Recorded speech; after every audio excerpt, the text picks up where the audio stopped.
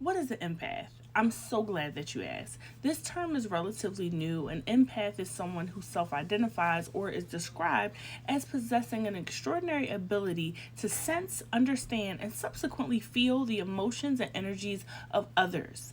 Unlike general empathy, where one may simply comprehend or feel sympathy for another person's feelings, empaths experience these emotions as if they were their own. And this intense sensitivity allows them to be highly compassionate and nurturing, often drawn to helping and supporting other people.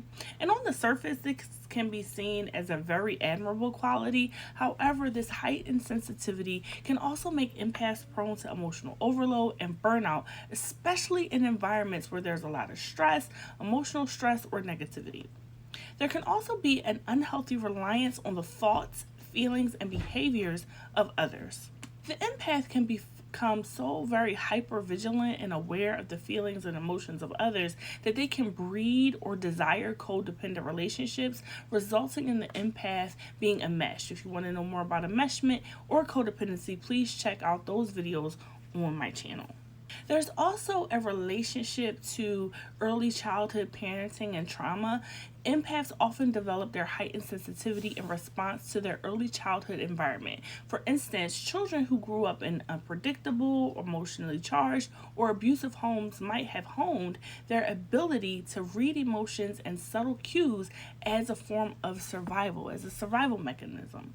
Constantly being alert to the emotional states of caregivers can train children to become exceptionally attuned to others' emotions. In some cases, these empathic abilities are a result of the trauma, where the child learns to prioritize the feelings and needs of others over their own to maintain safety or harmony in that environment. And as adults, these empaths may continue to carry these patterns, often struggling to set boundaries or to protect their own emotional well being. I have many clients that really struggle with identifying their own feelings, particularly due to early childhood trauma. Their physical or emotional safety was contingent on being able to sense or assuage the feelings/emotions of the people around them. For example, if you have a young child that has had a rough day at school, then comes home to an abusive household where the child is just seen as another problem in a litany of other things, there's no room for that child to express feelings of or for fear of exacerbating the environment in their home life. So they kind of just pretend they don't feel, right? Or if my feeling of safety or actual safety is contingent on managing the whims of another's emotions, I learn to more closely identify and prioritize the emotions and feelings of other people. This behavior is not always malicious in its intent. It's very much manipulative and purposeful in controlling the situation around the empath. If manipulation to the point of malice is the goal, then that would be a dark empath. And I know that sounds really deep and really scary, so let's break it down. What is a dark empath? A dark empath is a term used to describe individuals who possess the empathic abilities of a traditional empath, but use these skills in a manipulative, self serving, or harmful way. Unlike traditional empaths who are guided by compassion and empathy and a genuine desire to help others or keep themselves safe, dark empaths exhibit traits associated with the dark triad of personality: narcissism, Machiavellianism, and psychopathy.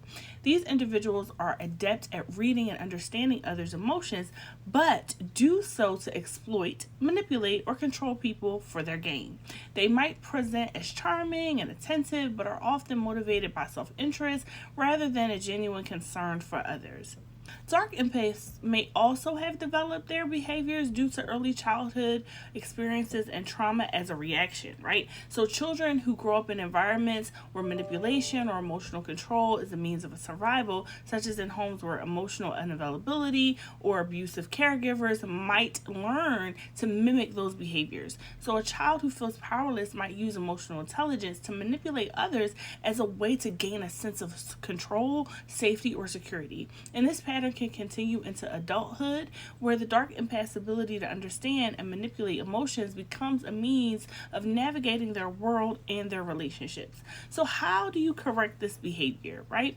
Correcting the behavior of a dark empath involves addressing both their empathetic and manipulative tendencies, right? And so here are some therapist tips or strategies that can help. Number one, self-awareness and reflection. So if you find yourself identifying as a dark empath, it can be helpful to explore your motivations and behaviors through journaling or guided introspection.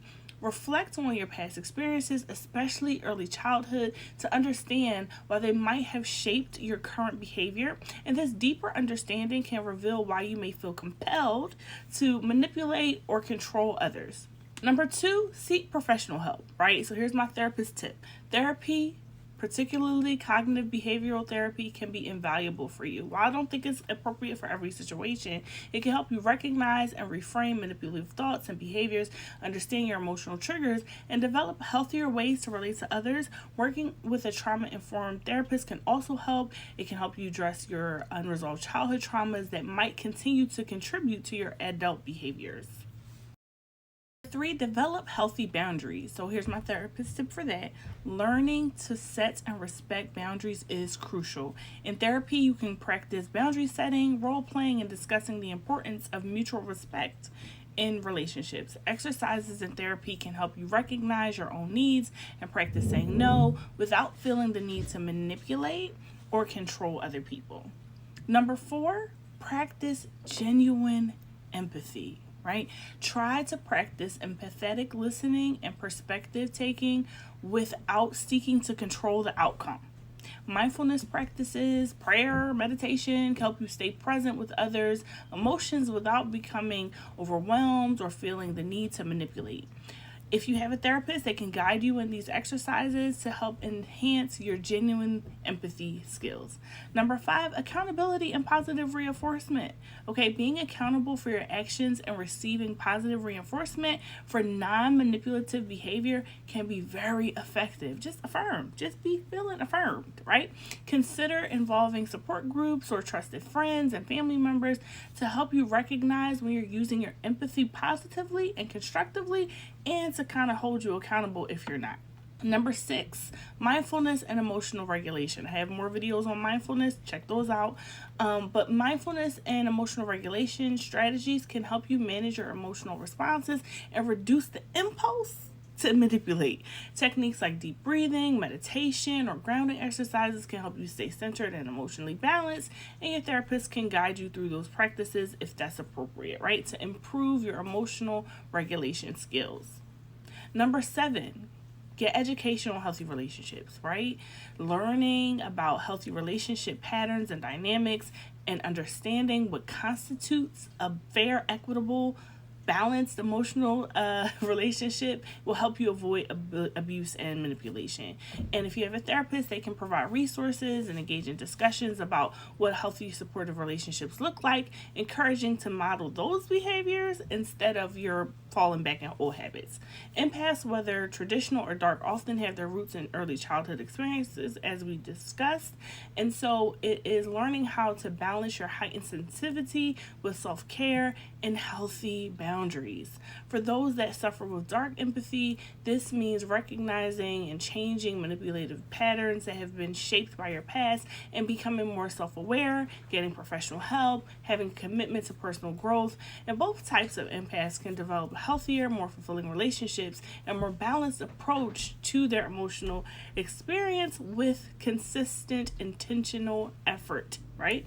And as I always say, right? What do I always say? While I am a licensed professional, I might not be your licensed professional. So please use this information as information, education to further your emotional journey and process, and reach out to a professional in your area near you for more personalized and individualized care.